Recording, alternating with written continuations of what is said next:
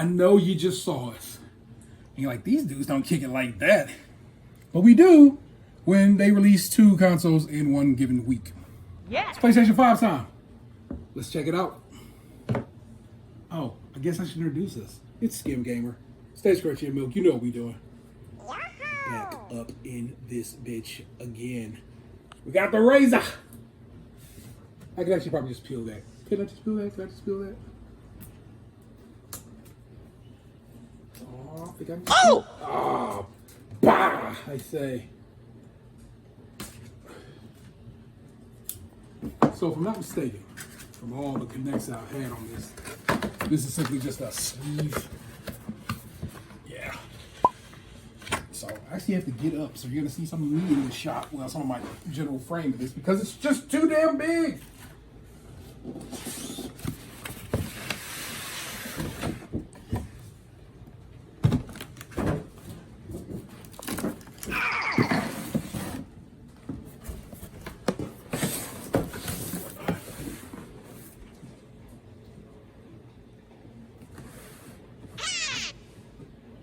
Isn't that big? Yes. Isn't that massive, everybody? In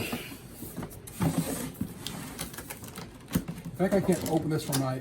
Oh, you know what I want to show you guys? Hold on, let's get back in. I wanted you to see how big it was compared to the Series Xbox.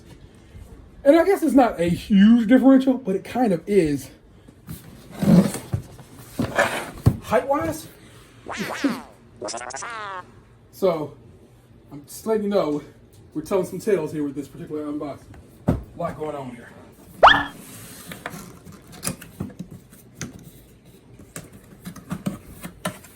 look, they give you very specific instructions.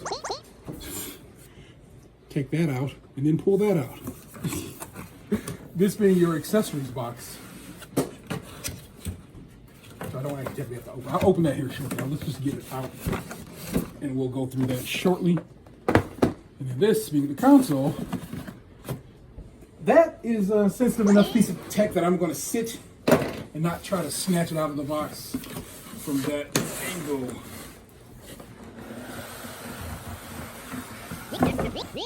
So I have never had a piece of PlayStation kit day one.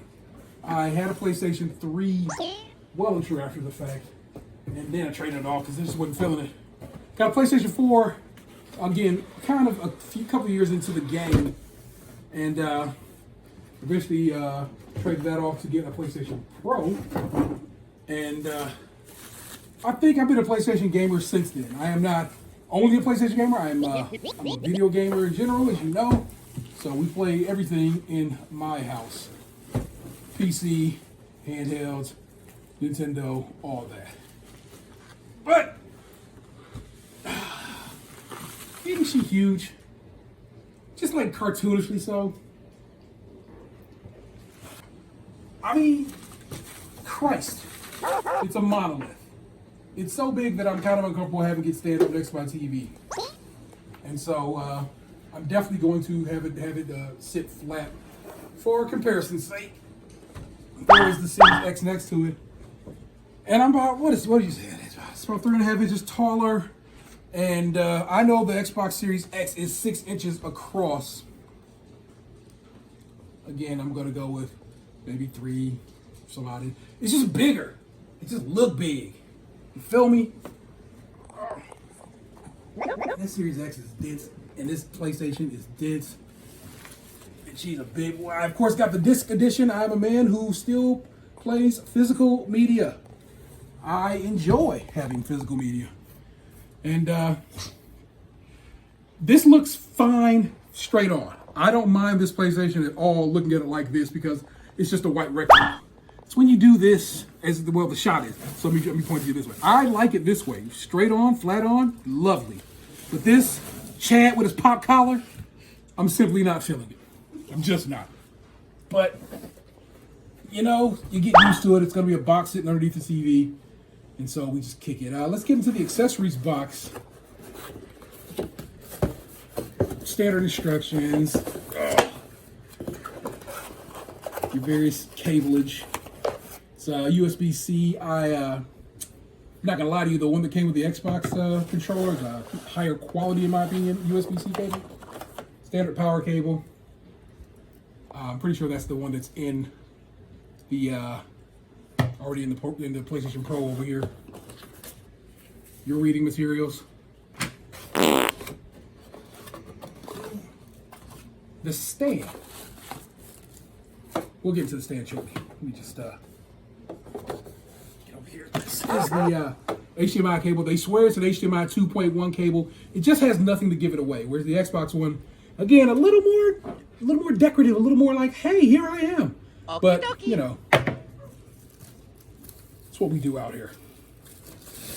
So the stand is special for a couple of reasons. One, it can be, it can put the system in, well, you have to have it to have the system sit anyway. This horizontal orientation, which I'm going to have for the other system, you still need a stand. The vertical orientation, you still need a stand because it gives it more a secure hold. But there's a screw in there, and the screw is there if you want to put it on the bottom. So like I said, you can secure the stand to the system. And so that's where they hide the screw at. And I think that's neat. I think that's well engineered and interesting that they went so far as to do that. For the horizontal position, you take these hookies. There's some letters on the back, and you see not letters, the sacred symbols is there described. If you look at the bottom, there's a hole right there. That is where you would screw that in. If I had this in, like, again, the vertical orientation. But we're not going to do that. We are going to have it in the, goodness gracious. Oh, you know, I guess we should go over that. In case you're wondering, 2 USB 3.1, standard network jack, standard HDMI, it's not standard, HDMI 2.1 on the back. USB-C and, again, another USB 3.1 on the front. From what I've seen, it has all kinds of lights popping off on it and so forth. Again, there's the drive. I have the drive version, not the digital version. And to put this, so where do you have to set it? There, I think, is it that way? No, that way's with the screw out. Well, you know what? We have, there we go. So maybe I am supposed to just do it that way. But if anything, we have a quick start guide. Stand says, that's how it should be. And the hook goes on the squares on the sacred symbols, as you guys can see right there. So it just kind of clicks on like that. It's not a hard click, as you can see, but there it is on there. You want to get that. And like I said, it just goes, those feet go right there. It is not solid. As you can see, it's kind of flappy. Got a little duck going on. Hey, man, I'm me. But that is indeed how that sits now. And again, we got to just cable it up and so forth, and we'll keep it moving. Last but not least, of course, is the new controller. It is known as the, hey, I just pushed the button, it's lighting up. Probably needs to be charged. It's the PlayStation DualSense, keeping the DS moniker going yet again, but this is definitely not a Dual Shock by a lot. Apparently this is a whole lot of haptic feedback in there, kind of more along the lines of the Switch Joy-Cons vibrations, way more powerful. There's still a mic in here. Still a speaker in here. There's also now a microphone in here, so you don't need to plug in headphones to talk through your mic. You can actually use the mic that's in the controller. The light bar, as you can see, is pretty much gone. It does kick out light still, but it's way thinner and not as big as that it was on that. The touchpad, I'd say slightly bigger, maybe because it's more trapezoidal, but still. The throw on the buttons, it does seem slightly less deep. Yeah, so it's not as deep as these buttons go, but just slightly, just slight enough to not, who cares, you know? Nice looking piece of kit. I don't like the white version, which is weird because I know you're saying you got a white one right there. But I guess with this, what you can see is this white is no longer matches the console because we've used it for years now. I just turned the PlayStation on. It is it's kind of filthy. White gets gross. And yeah, you're saying, well, we'll clean it. Bro, I keep a very clean house. trust your boy. It's just years of grime. Dig in sometimes. In case you want to see what it looks like next to the new Xbox controller. That's the vibe they got going there. Very similar in size. I can see that.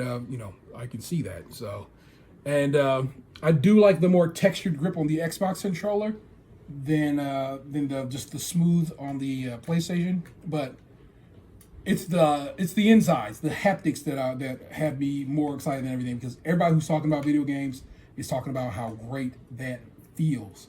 So I'm very excited about that, and I can't wait to get it plugged in, get it set up, and start playing. We will definitely be streaming on this sooner than later. So you can probably see some Astros, whatever that is. I also have to move over a couple of games from PlayStation 4 that I still want to have, and that will, of course, be Ghost of Tsushima, and my partner's continue to play Resident. Nope.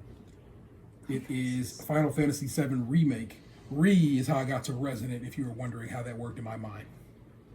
But that is the PlayStation 5. Just came out today. Hey, to regale you right quick, just to tell how this worked. I was up last night editing our podcast, which is available right here on this YouTube channel. But as the night got later, I knew the PlayStations were going on sale. And so I had Wario 64's on notifications turned on, and every time he pops up, and I go and look.